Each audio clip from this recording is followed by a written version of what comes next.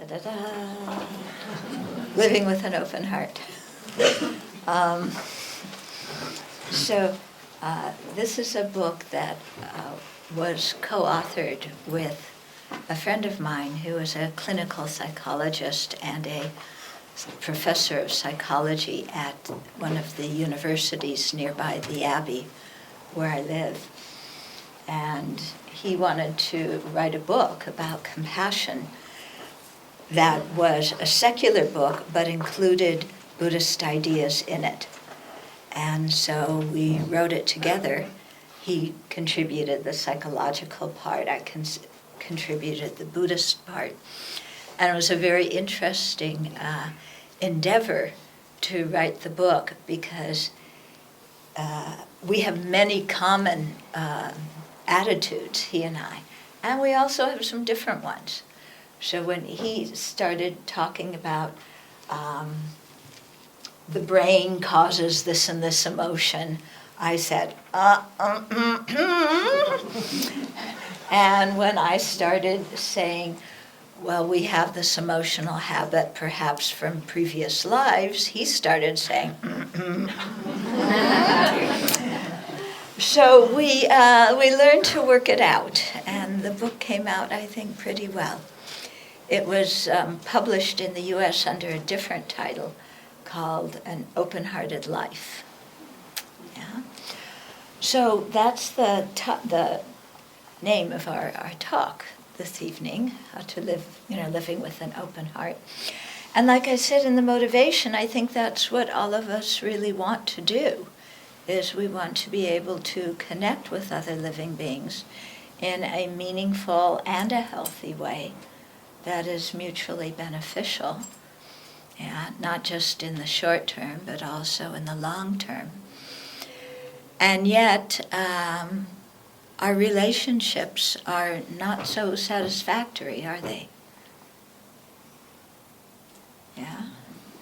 If they were completely satisfactory, you wouldn't be here this evening.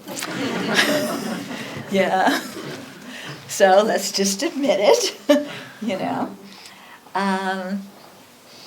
And so, what is it that causes stumbling blocks in our relationships? What is it that prevents us from living with an open heart?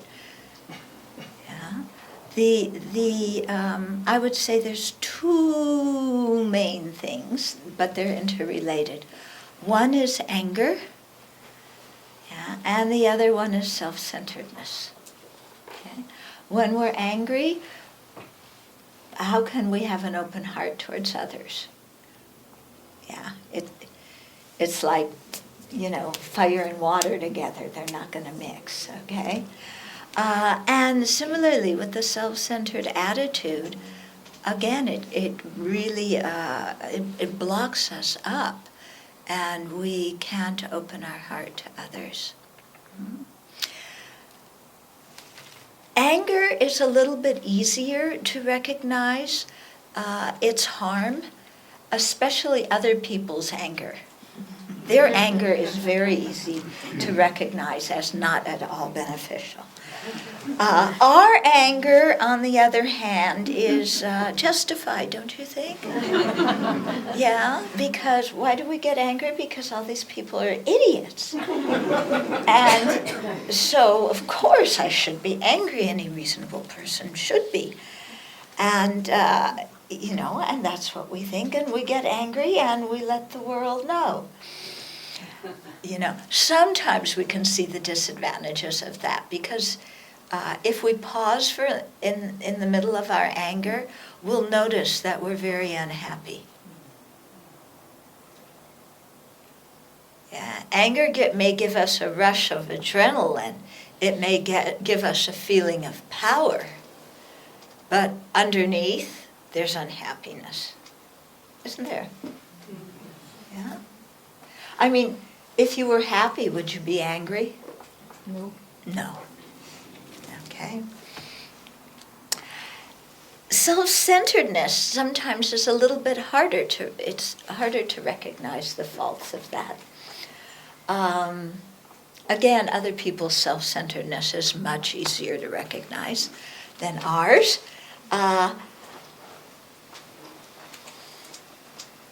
we have, just as with anger, we have all these reasons why our anger is justified. So too with with self-centeredness, we have all these reasons. So there's one quotation somewhere, contemporary quotation, that if I'm not for myself, who's going to be for me? And if I don't take care of myself, who's going to take care of me? And now in our new age, of promoting ourselves, if I don't promote myself, I'm going to not be anybody important. Yeah? And so we feel, we're so very focused on the self and our own needs, our own feelings, our own concerns. And we view the world as if our happiness and suffering comes from outside there in the world. And we've got to grab it before anybody else grabs it, at least the happiness part, and push away the suffering part as soon as we can. So this, we have these, we begin to become quite focused on ourselves. I don't know about here, but in my country, everything revolves around the self. In fact, there's even a magazine called Self. Yeah? And our new mantra is I, me, my, and mine. Yeah? Is it that way here? Yeah. I think in most cultures, even ancient cultures, but now modern culture much more pronounced. I, me, my, mine, the most important thing in the world. Because who do we think about all day long? Yeah, who do you think about all day long? Who's the most important one in your life? Come on, we're with friends. We can admit it. It's me, isn't it? Aren't I the most important one? And if you're nice to me, then you are fortunate to have the next most important place in my life. I'm the most important one, then you come next. Okay. Then after that come strangers, and then 500 miles away come enemies. Okay? And so from morning to night, our world revolves around ourselves. And who do we dream about all night? Ourselves. Who's the star of this show? Me. Right? True? Not true? Yeah. Is it? Yeah. I'm the star of the show. And what's wrong with the world is that other people don't realize that I'm the star of the show and the center of the universe. Yeah, that's what the problem is. So we try and let them know of their misguided ideas, because they think they're more important. What a ridiculous thing for them to think. Don't they know I'm the most important one? Yeah. Because after all, everything I think is correct. I would never have a wrong idea. Right? Yeah. Everything I feel is justified. I always need to be respected. I deserve sense pleasure. And I have to win every argument. Yeah, it's not allowed for me to lose an argument. I might capitulate to you once in a while, but I'll get even, because I'm going to win in the end. And I'm always right. Right? Is this the way you think?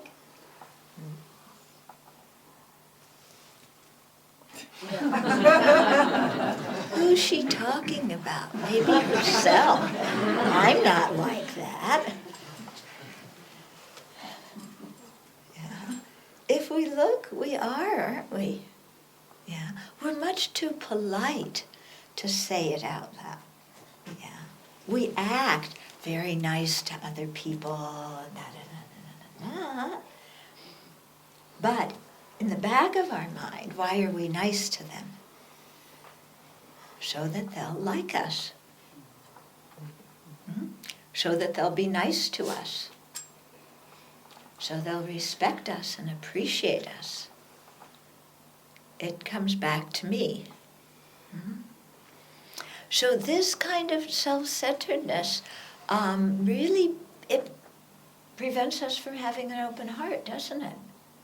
You know, because we're always looking out for our own welfare first.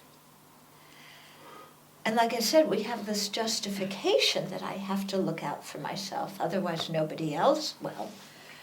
But actually, when we're focused on looking out for ourselves in this very self-centered way, we wind up being more unhappy. Because we become super sensitive about every little thing that concerns me. Yeah, I mean super sensitive. Yeah. So are any of you sensitive when you go into work in the morning and somebody doesn't say hello to you? Yeah. Why aren't they saying hello to me? What's going on in them anyway? You know, the last few days they haven't been so open to me. I think they're jealous of me. Or actually, you know, they probably are angry at me. Yeah. Because their mind manufactures all these false stories about what I do. Yeah. Just because they didn't say hello. Right? Okay. How many of you in your relationships start out a discussion very nicely and it winds up to be an argument? Yeah, that ever happened to you? Yeah? Okay. It's what I call the peanut butter story. Okay. So you and your partner, whoever it is, or your roommate, share the responsibility of buying the groceries, and you like peanut butter. And there's no peanut butter in the house. So you're sitting at breakfast, you know, and dear, there's no peanut butter. Yeah. And your friend says, oh, yeah? And you go, there's no peanut butter. You know I like peanut butter. Oh, yeah. Well, you know I like peanut butter, and it's your week to do the shopping, and there's no peanut butter. Oh, well, you know, I'll get it next time I go shopping. Next time you go shopping, you're always trying to wiggle out of going shopping. I'm the one who always winds up taking your chores and your duties. No, you don't.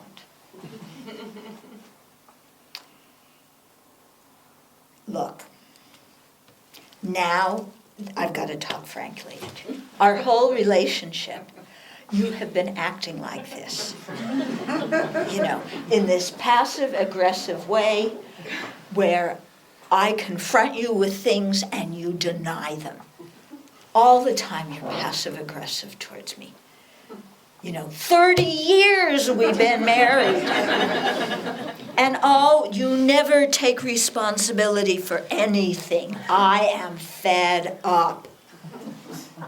I want a divorce. Yeah? It started out with the peanut butter. But what made it escalate? What made it escalate? What made it so that the topic turned from the peanut butter to the relationship? What made it so that our view of the relationship was so skewed, so distorted? Yeah. What made it so that the problems in the relationship are all due to the other person, where I am so sweet and kind and innocent? Yeah? So what made all that happen? Yeah? I mean, it's our self-centered thought, isn't it? It takes everything and twists it and turns it so that it revolves around me. Yeah. Every small thing people do is, we think they do it because of us. So in this example, he forgot to buy the peanut butter because he's passive-aggressive and he's trying to get even with me. You see what I mean? Yeah?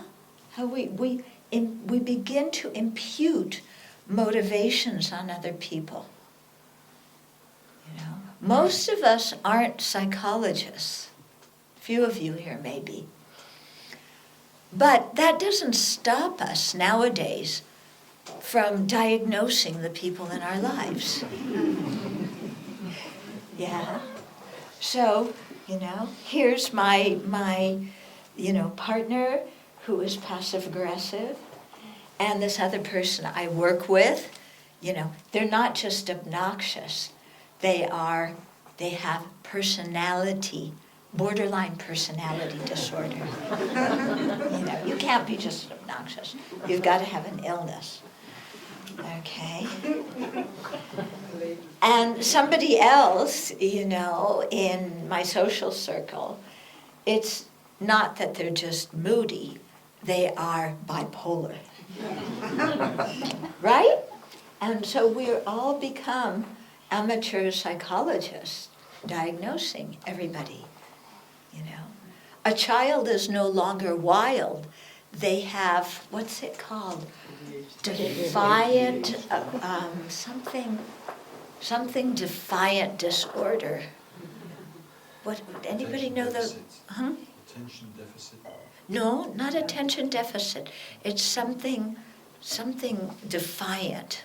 Where a kid, you're not just a wild kid, but you have a disorder that makes you defiant to authority. Yeah? Okay, you're not just a wild kid anymore. So everything, we start diagnosing everybody. Of course, we don't have any problems. That people should know. So all of this comes because of the self-centered attitude. And especially this part about imputing motivations on other people and creating stories. We do it so naturally that we don't even realize we're doing it. Yeah. Like now, some people are looking away. I know it's because you don't like me.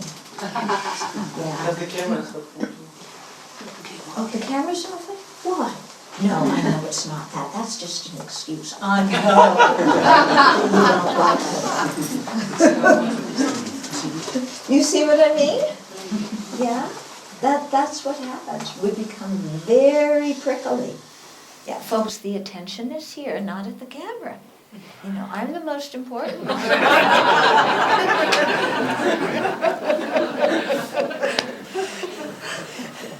don't compete. Okay, so, this self-centeredness, we can't perceive things realistically because everything is getting filtered through me, I, my, and mine. Okay. One example I often give is if somebody came in the room and looked at Kaz over there and said, "Do you mind if I use you as this example?"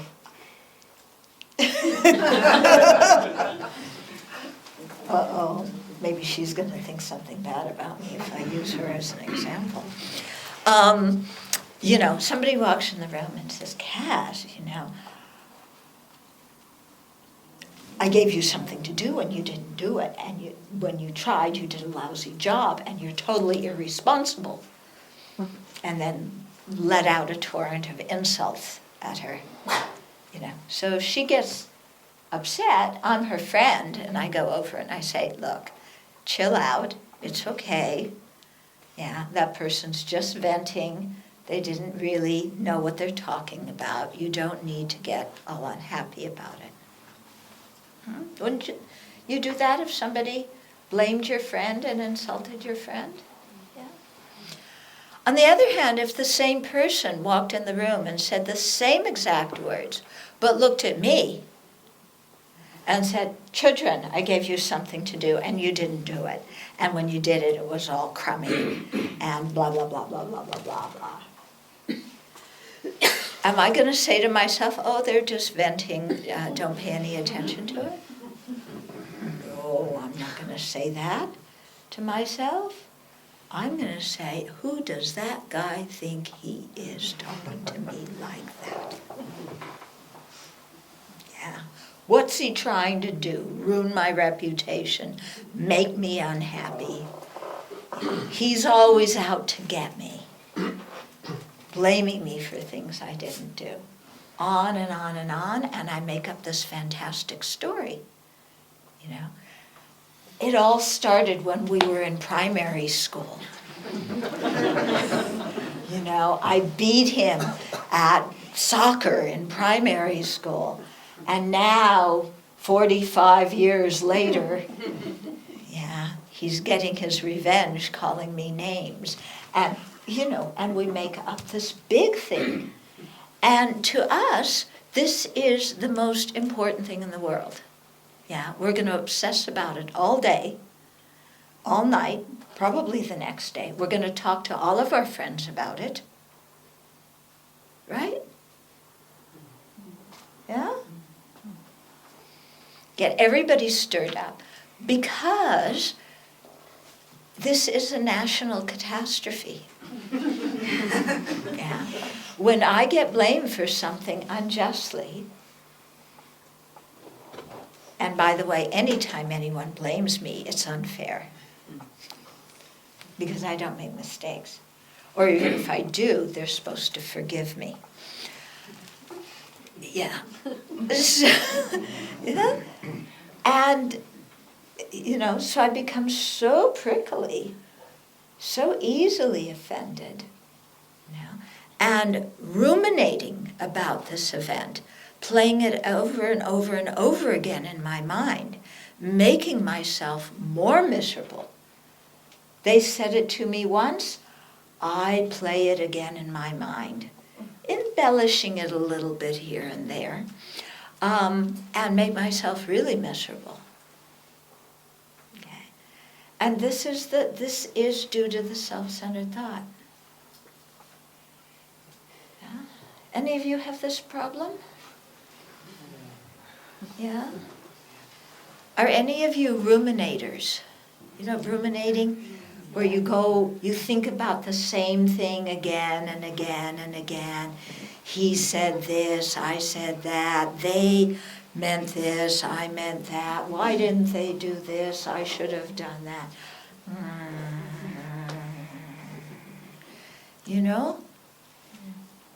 We have this precious human life with the capacity to develop open-hearted love and compassion for everybody. And what do we use our time doing? Ruminating about these problems. Yeah? Because they're more important than the civil war in Syria. They're more important than people starving in South Sudan. Yeah? What happens to me is the most important thing in the planet. Because that's what I think about all day. And we wind up really miserable. Really miserable. Yeah? So, when His Holiness, the Dalai Lama, talks about being self-centered, he says, if you're going to be self-centered, be wisely self-centered. And that means take care of others. Yeah? So why does he say taking care of others is a wise way to be self-centered? Because when we take care of others with a good motivation, then they become happy. Then we live surrounded by people who are happy. And that makes our own life better, doesn't it? When we want to harm others, or get our revenge, or ignore their problems and suffering, then we're going to live surrounded by unhappy people. And that doesn't feel so good for us, does it? To be surrounded by unhappy people. Yeah? Whereas if we really have a kind heart, if we open our heart to others with kindness, then they can be happy and we become happy. And so His Holiness goes on to explain, like about compassion. Compassion is the wish that someone is free of suffering and the causes of suffering. And he explains compassion, the benefit of compassion, by saying that when he is compassionate, he gets the most reward from it. Yeah, it benefits him the most. Okay? So he says, when I am compassionate to somebody else and I help that person, maybe they receive the help, maybe they don't. I can't control that. But if I give compassion, then I'm happy. I'm satisfied. I feel like I've connected and done something worthwhile. So he always says that the person who is compassionate actually reaps more benefit from the compassion than the person who's the recipient of the compassion, who may or may not accept the compassion and the benefit that comes from it. Do you get what I'm saying here? Yeah? So it's really something to think about. You know? That when we're compassionate, we're doing it not only for others, we're doing it for ourselves. Yeah? And in Buddhism, we shouldn't see benefit as a fixed pie, that if you benefit, then I miss out. Or if I benefit, then you miss out. Because things like benefit, happiness, compassion, love, they don't come in limited amounts. They come in unlimited amounts. Yeah? So we can benefit and others can benefit from our compassion. Okay? So we shouldn't think that in order to be truly compassionate, or in order to truly take care of others, that we ourselves have to suffer. Okay? I say this because there's a definite trend in Western culture that if I'm happy, happiness equals being selfish. So the only way to be truly caring for others is to sacrifice myself and be miserable. Okay? That has very strong Christian roots. Yeah? Doesn't it? The whole idea of Jesus on the cross. Buddhism doesn't look at life like that. You know, Buddhism says we all should benefit. All of us should benefit. And so, you know, actions that benefit self and others are very good. Okay. But here, when we talk about benefit, we're not necessarily talking about immediate benefit. We also have to think of long-term benefit. Yeah. And this is quite important because in our society now, we all want immediate benefit. Yeah. It used to be push-button happiness. Now it's click happiness. Yeah. And if Google does their thing with the watch, that didn't go over, did it? You know, they were supposed to have computers on your glasses, yeah, where you blink and then, you know, it all happens. Too much for me.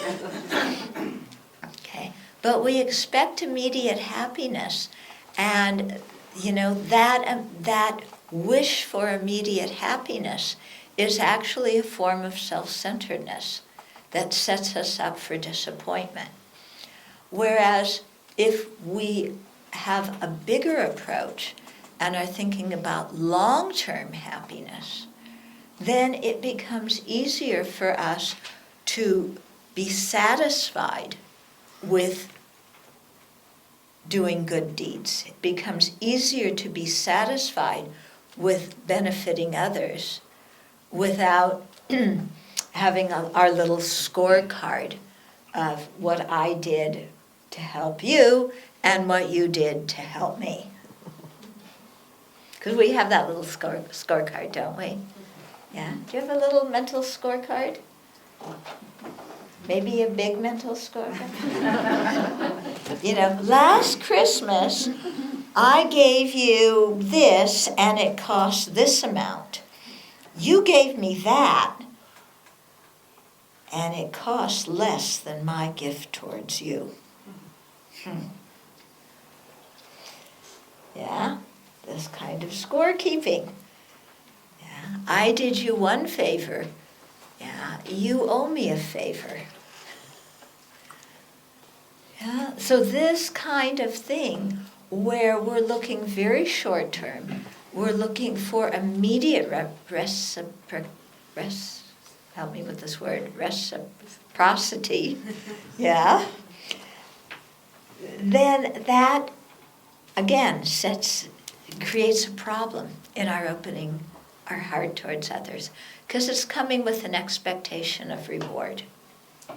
Yeah? And what His Holiness emphasizes is that the reward, in quotes, is just the doing of the action. Yeah? That we feel good when we're kind. We feel good when we're able to benefit somebody. And that the goodness doesn't come from when they benefit us back or give us a present back or speak kindly of us in return. Okay? That the benefit, the good feeling, comes just from the action we did. In other words, it comes from creating the cause, not actualizing the result. Yeah? So it's a shift to being content in our lives to create the causes of goodness and not feel so pressured to attain our desired goals and results. Okay?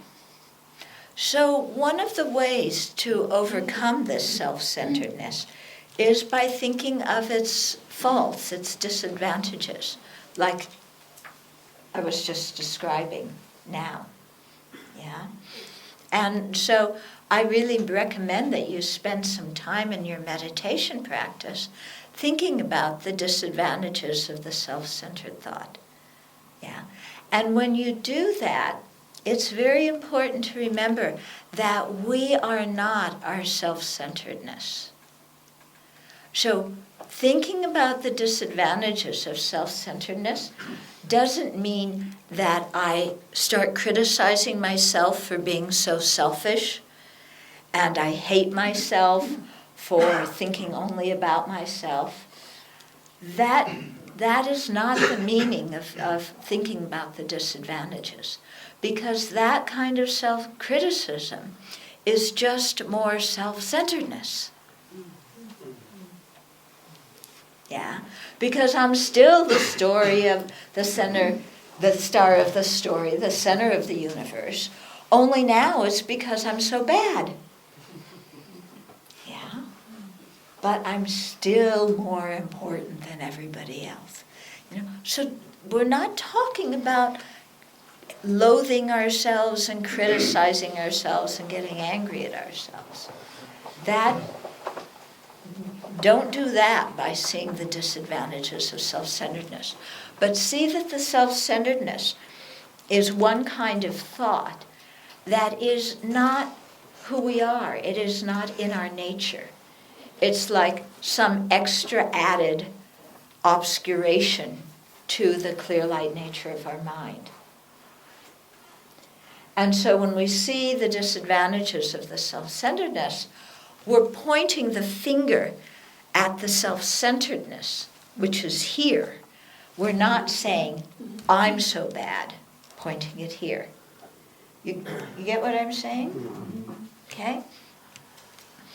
So there's actually one meditation technique, to help us overcome self-centeredness. It's very beautiful. It's not always so easy. But what it is whenever we feel pain, we give the pain to our self-centered thought.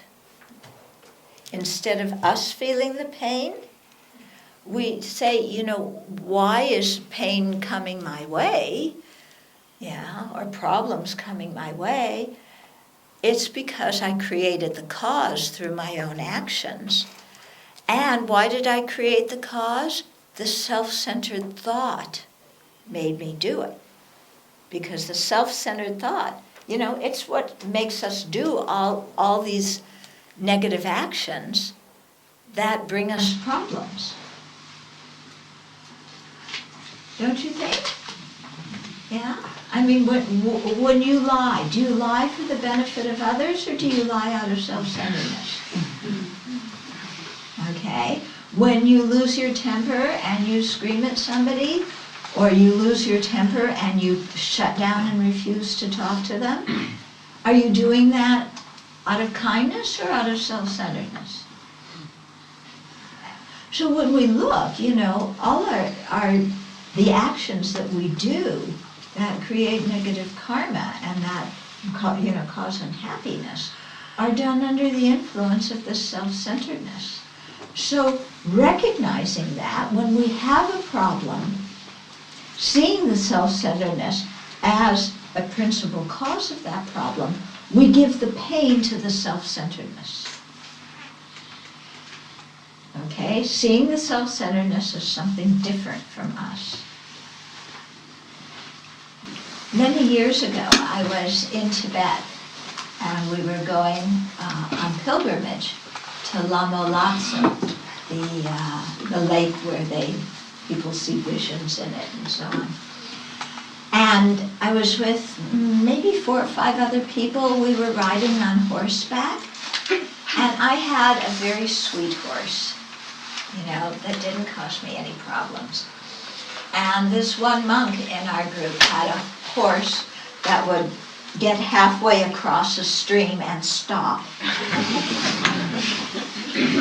And he was losing his patience with this horse and getting quite irritated. He wasn't a real calm person to start with, and then with this horse, he was really.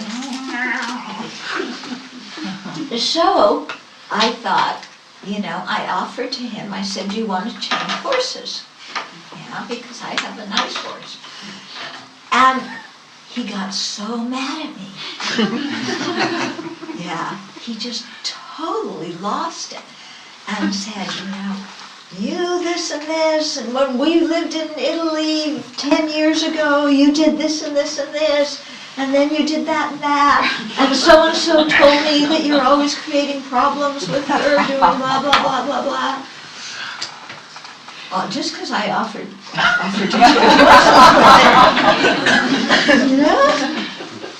So I think it was the blessing of this trip, but I remembered this meditation technique, and I thought, okay, what I'm getting the whole 9 yards. He's really giving it to me. Okay. And why am I getting criticized? Because I criticized others. What made me criticize others? My own self-centered thought. So since my self-centered thought is the primary thing, I'm going to give all this pain of getting criticized to my self-centered thought. And so the more he yelled at me, I just kept pressing the forward button and sending it on to the self-centered thought. And usually I'm somebody, I don't like getting criticized at all. I'm quite sensitive, And I practiced this, and by the time we set up camp that evening, my mind was completely relaxed and calm. It was amazing, And so it really showed me, boy, if you can remember to do this, then it helps so much, So every time we experience pain, give it to the self-centered thought.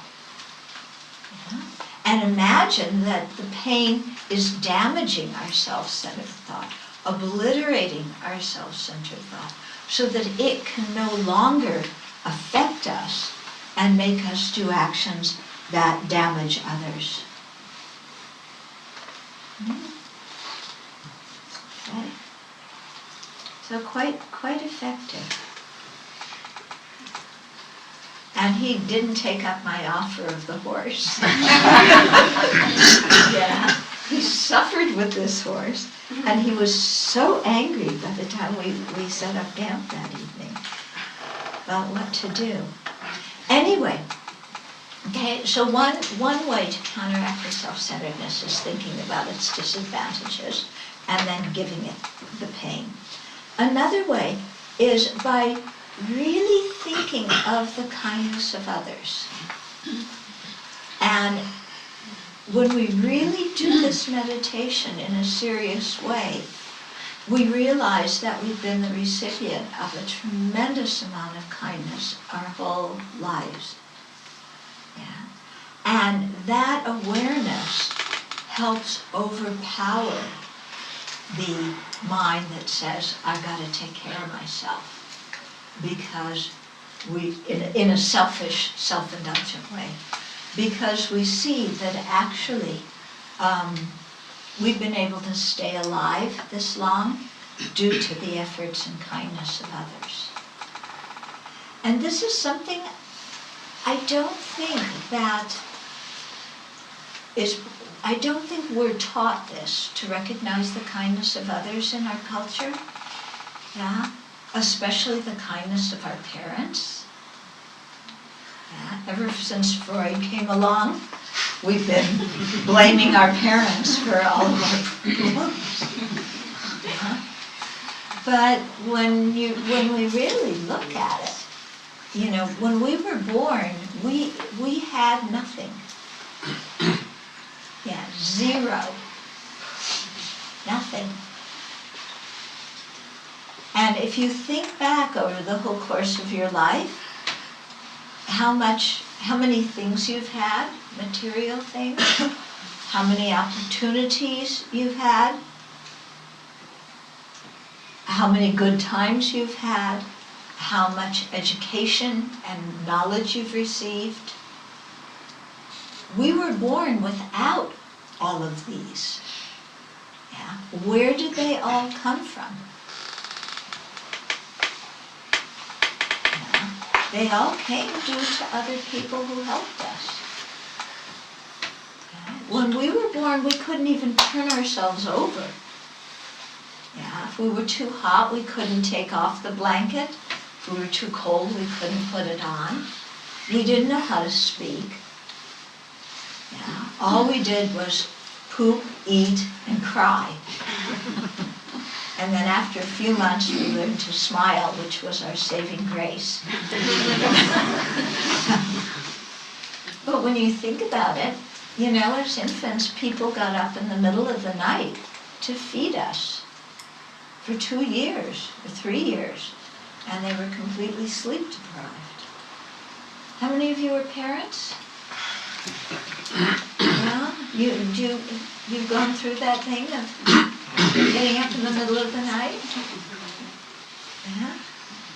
And to think that your parents or whoever took care of you when you were little did that for you? I mean, I think about it, and because I don't have any kids. If somebody knocked on my door and said, I'm moving in for the next 30 years, and I expect you to feed me, clothe me, do everything for me, and wake up in the middle of the night when I'm hungry and feed me, yeah, with a happy mind, yeah, I'm going to say no thank you. And yet that's what our parents did for us, isn't it? That's what they did for us. And when we did all sorts of dangerous things, yeah, we all probably have wonderful stories of the dangerous things we did as kids. You know, all the times when we almost got killed. Yeah. Like, well, some of you are younger, but some of you will remember the electric sockets. Now they have child-proof electric sockets, things that you can put in the sockets.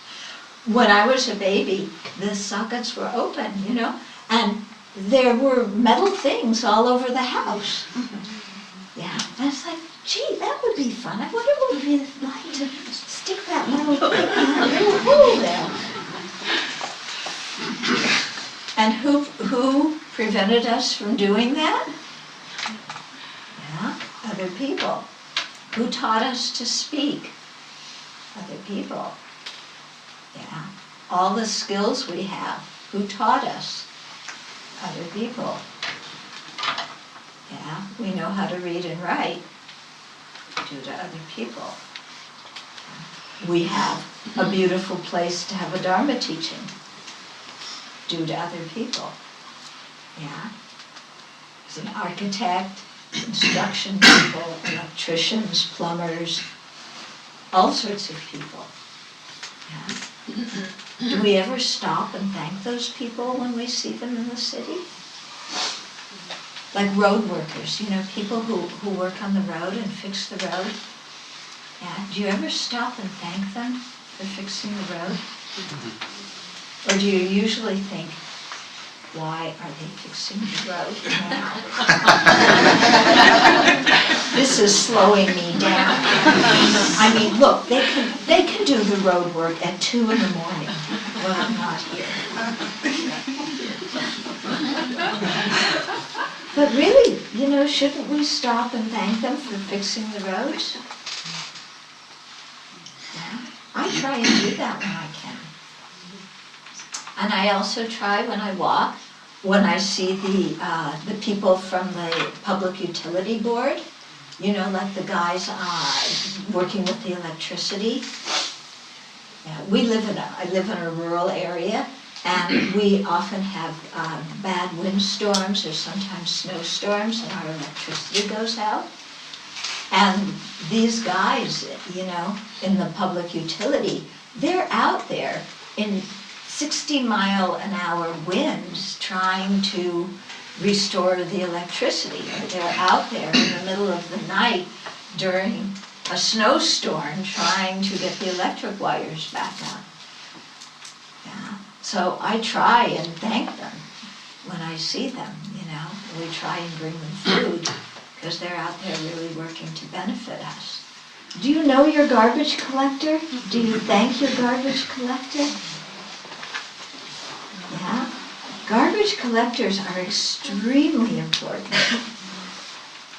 Yeah. I was in Tel Aviv once when the garbage collectors went on strike. You don't want to be in a city when the garbage collectors aren't working. Yeah.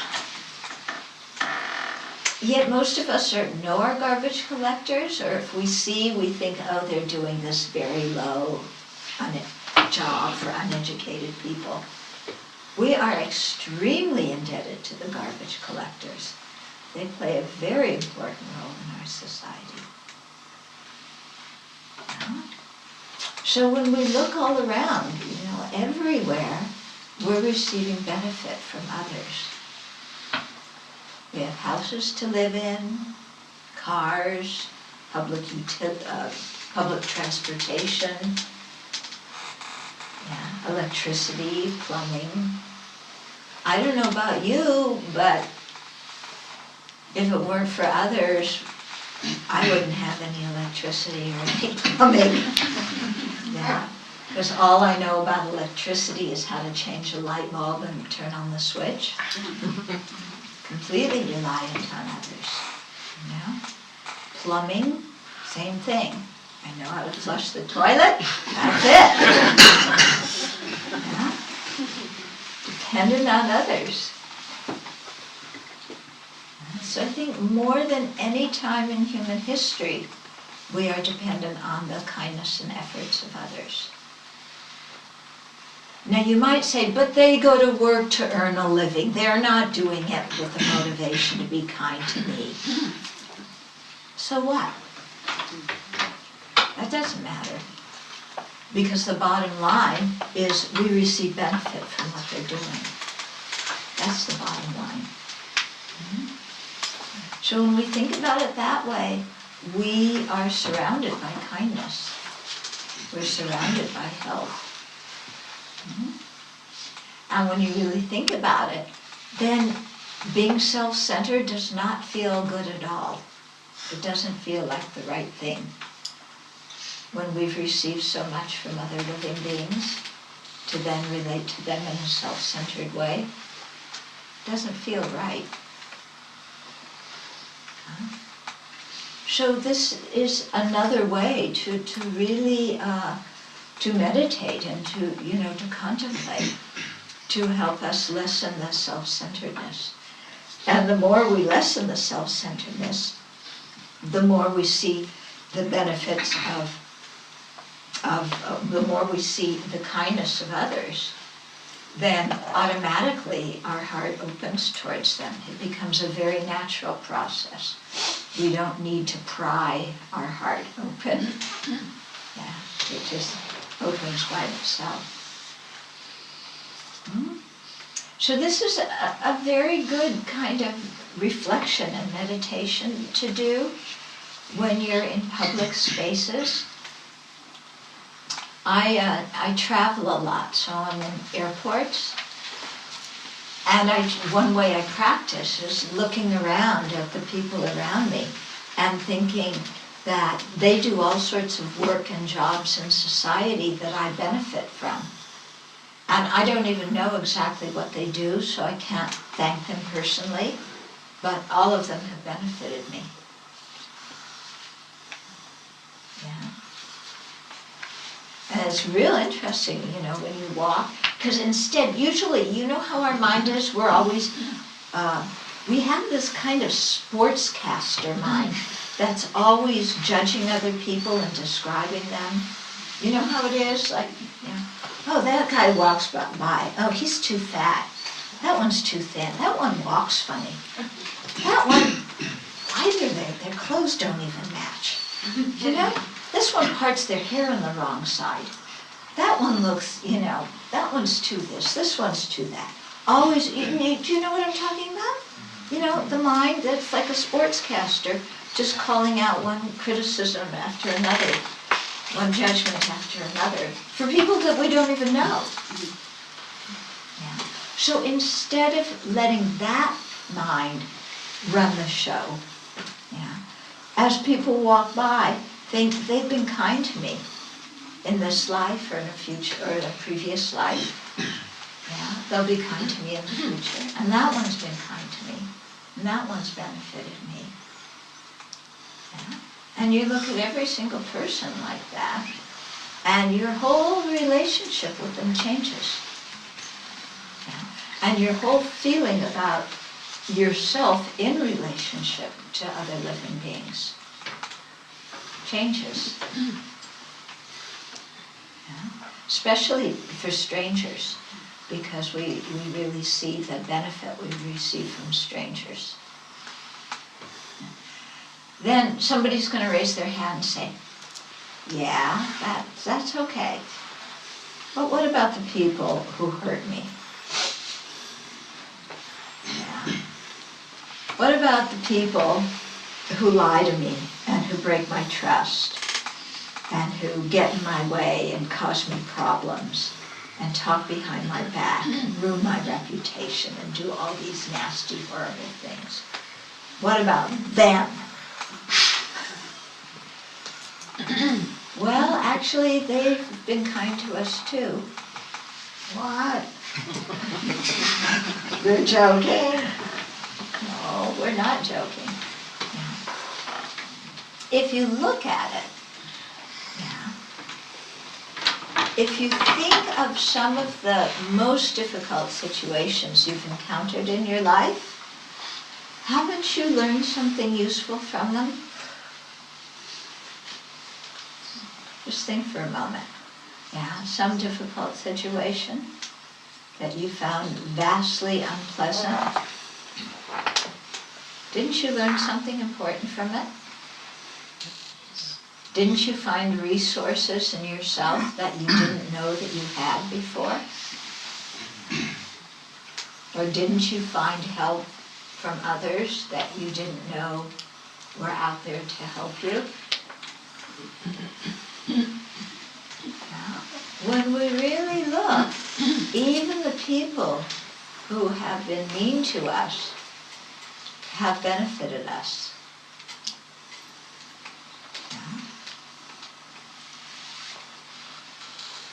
It sounds strange, but when you really think about it, it's true.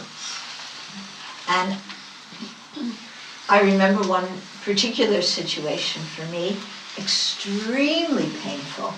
Somebody had broken trust. Yeah, somebody I had really trusted, really counted on, broke the trust. And I was shattered, I was really shattered. And then as things happened, I went into retreat shortly thereafter. And in my meditation, in my retreat, I started looking at the situation in a different way and realized, I started to see my part in the situation. I began to understand why he did what he did, because I had been doing some things that I thought were very good, but were actually self-centered when I examined my motivation more closely. And so it was only by going through the difficulty that I began to see my own self-centered motivation. And I began to own my part in the difficult problems that had ensued. Yeah. And this was extremely beneficial for me because I made a very strong determination after that in similar situations, I was going to be I wasn't going to do what I did before. I wasn't going to have my own agenda about how to help somebody, thinking that I was actually helping them for their benefit, but I had my agenda of how I wanted them to be. And it made me realize, wow, I need to really back away and keep checking my own motivation. Yeah, and not put my stuff on other people. And this was something that has been so valuable for me to learn, because I'm sure that if I didn't learn it from this person, I would have made the same mistake again and again and again with other people, and then wondered why there were problems in the relationships. But due to this one person's reaction of breaking the trust, I became very aware of this bad habit and made a strong determination to be careful about it in the future. Yeah. So I really have to thank him. Yeah. My teacher, my very first teacher, Lama Yeshe,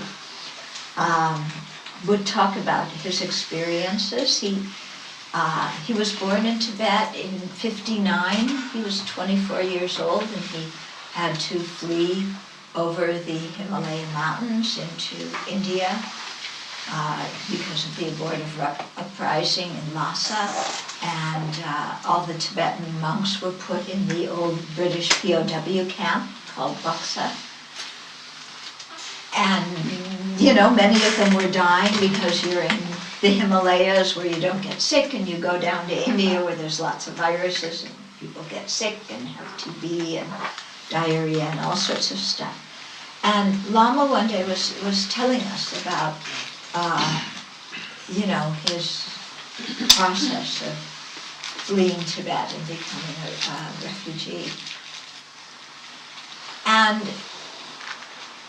at one point, he put his palms together like this, and he said, I have to thank Mao Zedong.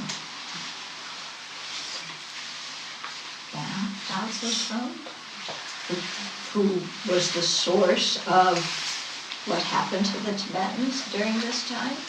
He said, because if it weren't for the kindness of Mao Zedong, who forced me to become a refugee, I would have never learned the real meaning of the Buddha Dharma. I would have just taken my Geshe exams, gone back to my village and become a prominent Geshe, and get all caught up in just being an important person. But because of the kindness of Mao Zedong, and I became a refugee, and that made me have to really learn the meaning of the Buddhist teachings and practice them. I was shocked when he said this. Yeah, it was so moving.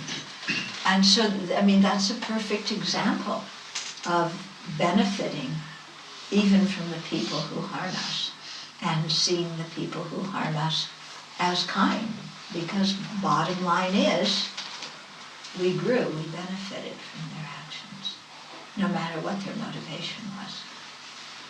He wasn't seeing Mao Zedong's actions as kind. He could still say Mao Zedong's actions were wrong, but he could say Mao Zedong was kind in benefiting me, because I received so much benefit from what I learned because of the situation Mao Zedong put me in. Okay. So he's not approving of Mao Zedong's actions, but he's expressing appreciation for how he was able to benefit from those actions. Mao Zedong himself did not benefit. He created the cause for his own suffering in future. Yeah. But Lama Yeshe, by the power of the thought transformation practice, turned something that normally would have been suffering into the path to awakening. And that's the beauty of applying the Buddhist teachings to our lives, is that we can do that. Have I become a happier person? Yes, definitely. If you had seen me as in my late teens, early 20s, I was a mess. Yeah, I've definitely become happier. Yeah. And, I mean, you have to work at the Dharma. You have to work. It's not just like you sit down and meditate and there's light and love and bliss. It's not like that. People who tell me about they have these wonderful meditation experiences and they're floating and colors are appearing and they dissolve into space. And I don't have anything like that. Nothing. But by just having to work with my very stubborn mind filled with afflictions, there's been benefit, and I feel much happier because of it. The suffering is part of life, okay? But it's not like we enjoy suffering. Yeah, it's not our favorite thing to do. It comes our way, it happens to us. So the question becomes, I think, how can we deal with suffering in a useful, realistic way, rather than just sit there and suffer and either feel sorry for ourselves or get angry because we're miserable. Okay, does that make some sense to you? Yeah?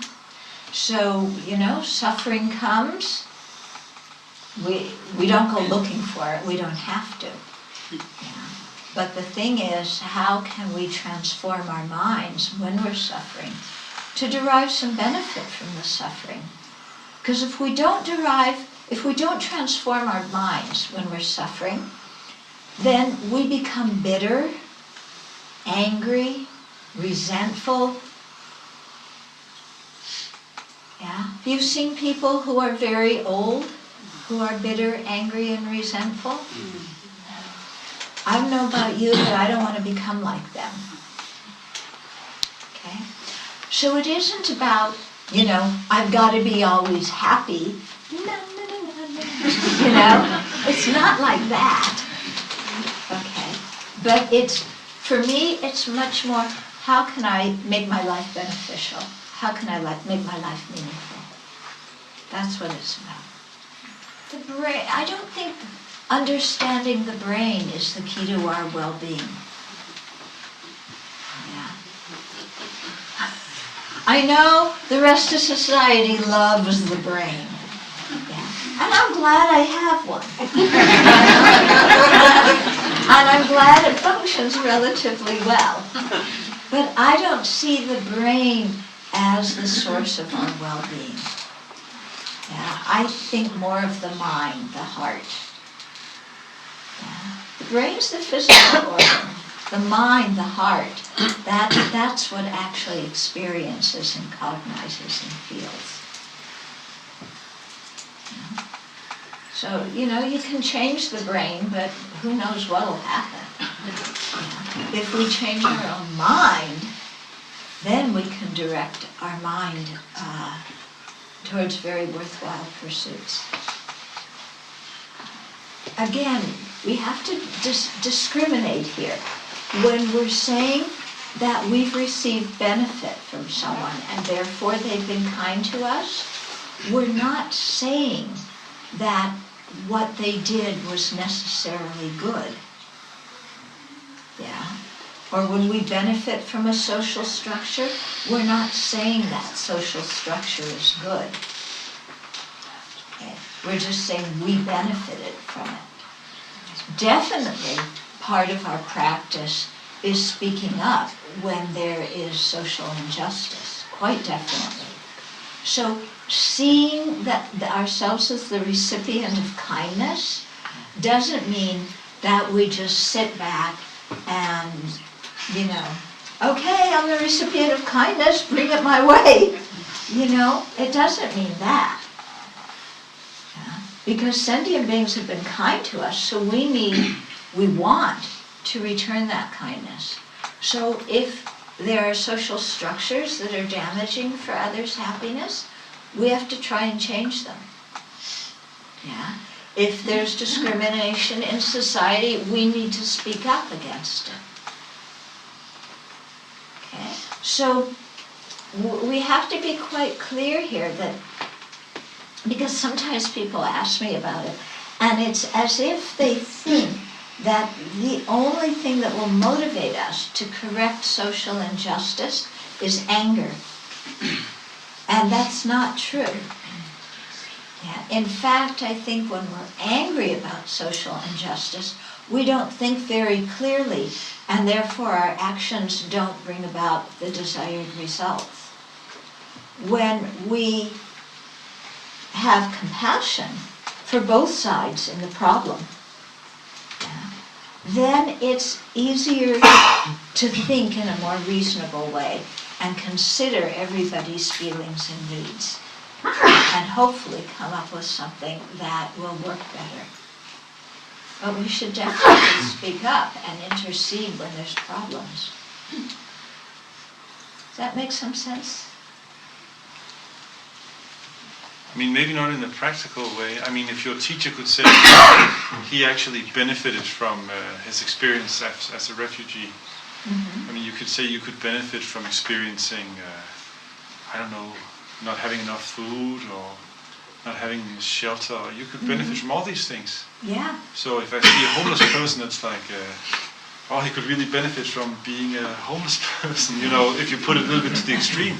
Okay. It becomes kind of a stoic attitude that everything can be good for you, you know, it's all part of the process. Okay, I see what you're saying. Okay, so this, what I'm talking about, is a way in which we as Buddhists try to transform bad situations into ones that help us to progress along the path. We don't go around lecturing other people about, oh, you're suffering, that's wonderful. You know, that's stupid. But how do I help a homeless person? I mean, do I tell him how you can really benefit from this, or do I help him become not homeless? You should help him have a home. Yeah. First, you know, help him have a home, help him gain skills so he can, you know, earn his own living. And then, as he trusts you, then you can start, bringing in more of the Buddhist principles, because his mind will be open to that. When he's homeless, his mind isn't going to be open to anything spiritual like that at all. He just needs, food and clothing and shelter at that point. So we have to meet sentient beings where they're at. Yeah, we're not trying to go around, preaching to people and, yeah. Okay, definitely, yeah. We have to meet sentient beings where they're at. If somebody's hungry, we feed them. We don't say, oh, it's so good you're hungry. Now you can meditate on compassion for all the hungry people. When we're hungry, because we're Buddhist practitioners, we say that to ourselves. And that prevents us from complaining about other people and blaming them. So it's a technique we use to help our mind so we don't dump our suffering on other people. But we don't use that technique to beat somebody else over the head with, because that's not very kind. Okay, makes some sense now? Yeah. You told us about the monastery in Washington, in the rural district. Mm-hmm. I'm curious about your daily life. How many nuns are you? What is your practice? Do you have local contacts and interreligious conversations? And now when you are traveling around, you tell us you're not preaching, but just teaching. What's the difference? Yeah. Okay. So, So right now there's 12 monastics at the Abbey. And we have some other people that are coming to train with us to join the community. They come as on a trial, on a provisional basis to start with. And then we often have visitors who come. Sometimes they come for retreats or courses. Sometimes they come just to spend time and help us. Yeah, when I'm not there, it runs very well without me. Yeah, thank goodness. I try not to make myself indispensable. I want to be dispensable. Yeah, and so they run it without me. And yes, we do have contact with the local population. We have one meditation group in one city that's about an hour away, another meditation group in a second city that's about an hour away.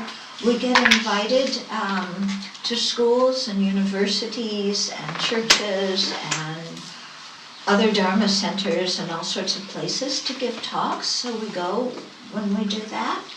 And also, two of us are, we have a local nonprofit in our county for homeless teens, and so two of us, me and one other nun, are on the board of that local nonprofit. We try and buy locally, so that it benefits our community. We get to know the different people in the community. In fact, last weekend there was a walk against child abuse, and so our community went out and participated in it in our local town. Yes, and yes, we do interfaith dialogue. We were very good friends with two Catholic sisters who live nearby, and then we do things in the city, that's about an hour away, interfaith things. Actually, interesting, because there's an interfaith council in Spokane City, and Bernie Sanders was coming to Spokane, and he asked to talk to the Interfaith Council. So they called us as part of the people, and we went, we got to meet him. Yeah. So we're active in the community, and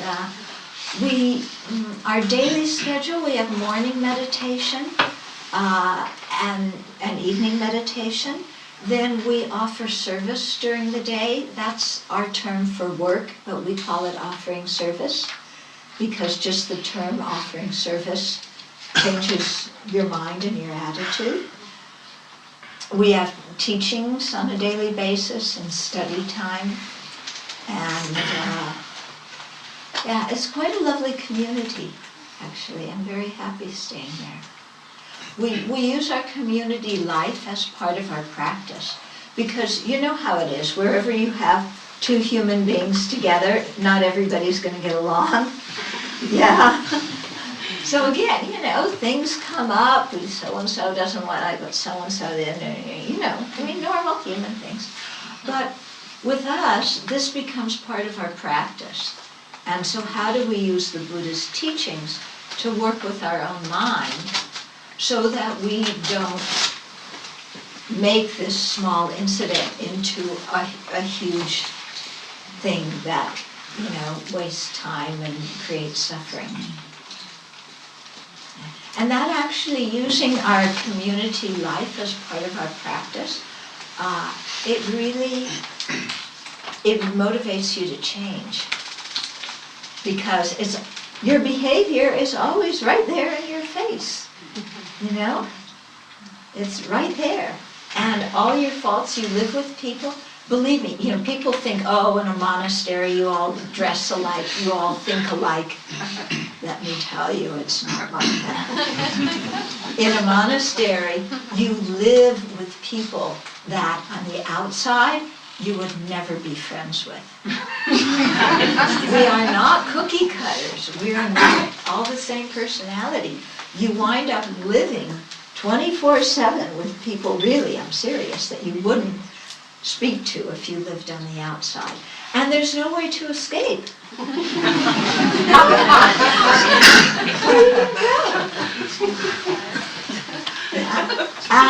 And what also, when you live in a community like that, everybody knows your faults.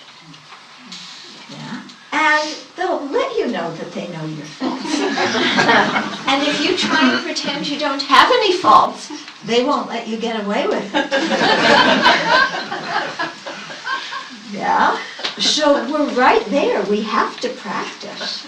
You know, we have to transform our mind. Otherwise, we're just going to be angry and upset and depressed all the time. And that's not going to work. So it's a book, we say it's like a tumbler with rocks in it. Yeah? That the rocks have rough edges and you tumble them around and they chip off each other's rock edges and polish each other. And that's what's happening.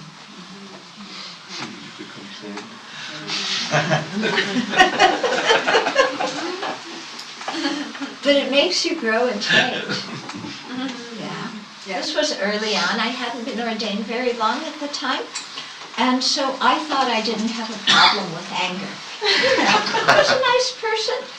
All these other people were kind of mean and nasty, but I didn't yell and scream, so I didn't have a problem with anger. So I thought. So my teacher, you know, of course he couldn't say children who have a problem with anger, because I wouldn't have believed him. So he sent me to work in this Dharma center in Italy. Okay. So if you've ever met Italian men, they're a little bit on the macho side.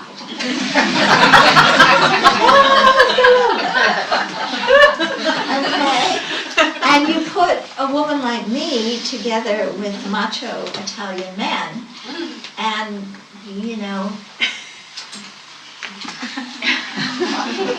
it kind of resembles Hiroshima and Nagasaki. It's like, you know, we didn't get along very well, okay? So I endured this because, you know, it was all their fault. Yeah, I was so nice, I was sweet, I was cooperative. They made fun of me.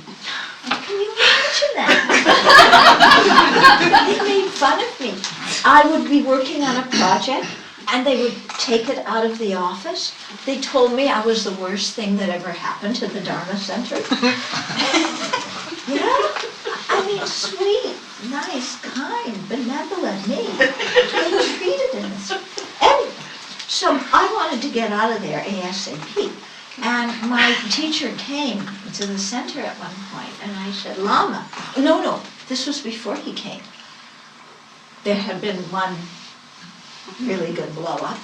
And I wrote to Lama, and I said, Lama, please, can I leave here? You know, they're making me create so much negative karma.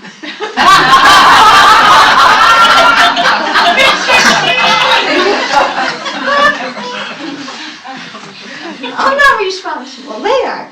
And Lama wrote back and he said, we'll discuss it when I get there. I'll be there in 6 months. So, you know, this was my great practice of endurance, staying there. And so finally Lama came and he said I could leave. And so I went back to Nepal and to Kopan Monastery, and I was talking with Zopa Rinpoche one afternoon. He, of course, knew the situation in Italy and how rotten these people had been to him. Okay, and Rinpoche says to me, who's kinder to you, the Buddha or, and he listed this one person who was especially mean to me. Yeah, we'll call him Sam. That was not his real name, you know. Who's kinder to you, Buddha or Sam? What kind of question is that? And so I said, well, of course, the Buddha's kinder to me. Yeah, Buddha teaches me the Dharma. Buddha has love and compassion for me. Buddha's going to lead me to enlightenment. Sam is, you know. Yeah, forget him. And so I said, Buddha's kinder to me. And Rinpoche kind of looked at me,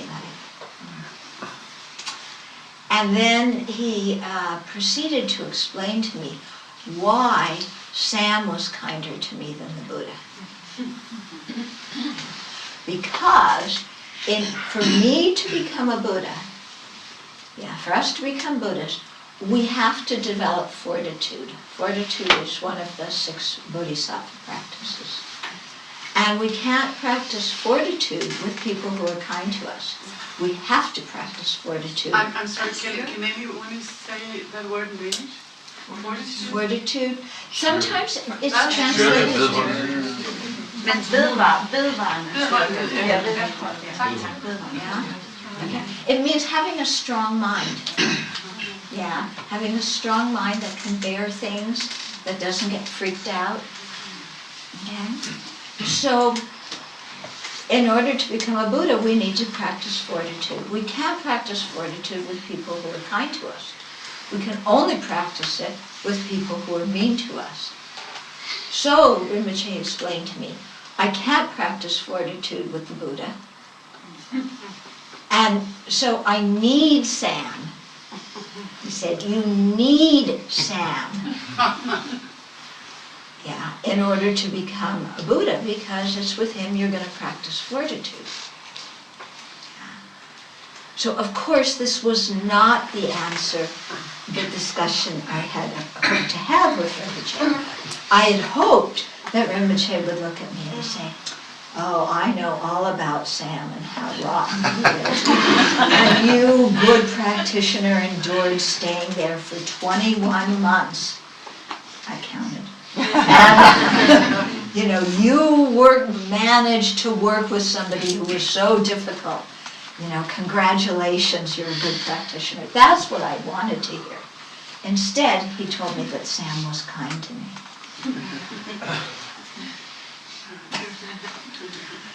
Yeah, it was a very good lesson. Yeah. It was a very good lesson, because that's how I learned I had a problem with anger. Mm-hmm. Because every day, almost, I would get angry when I lived there, and every evening I would go back to my room, take out Shantideva's book, Engaging in the Bodhisattva's Deeds, Chapter 6.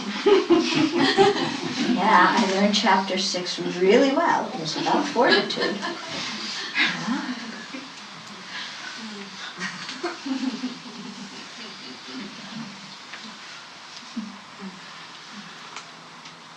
There was this question about what is the difference between teaching and preaching? Oh.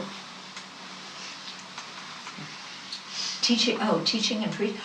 Preaching, to me, has the connotation of you're telling somebody something whether they want to hear it or not.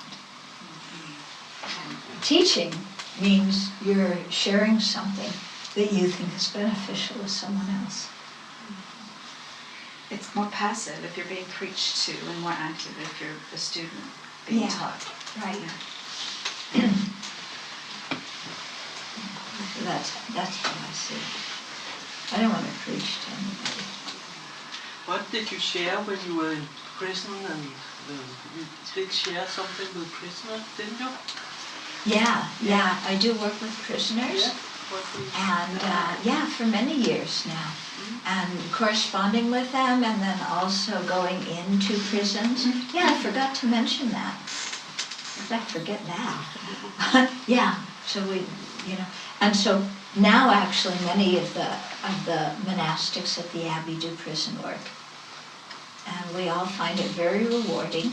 And each winter when we have a retreat, and during our retreat, we have what's called a retreat from afar, where we open it up to people who can't be living at the monastery, but they have enough time in their daily life to do one meditation session of the same practice that we're doing when we're doing many sessions. And so people, all around the world actually participate in the retreat from afar. This year we had over 250 people participating in it, and about half of them were prison inmates. Yeah, and it's really moving when you get letters from people. I remember one in particular, one man wrote, and he said, I'm meditating in a room with 300 other men in a dorm, a big dorm room, with 300 other men Some are sleeping, some are swearing, some are watching TV, some are talking, some are singing, some are yelling. I'm on my upper bunk. The light bulb is like less than a meter in front of me. And I'm doing my practice. Yeah. Ooh. Yeah. So we get letters like that, and people telling us how much they benefit from doing the retreat and thanking us for giving them the opportunity. Because also anybody who does the retreat from afar, we ask them to send a picture, and then we keep their picture either in our dining room or in our meditation hall.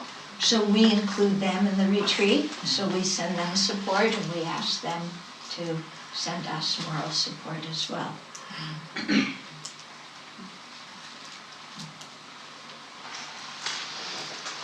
Okay, so let's have 2-minute, what I call digestion meditation. So think about something you've heard so that you'll remember it and take it home with you and use it in your life. Okay, just a short reflection.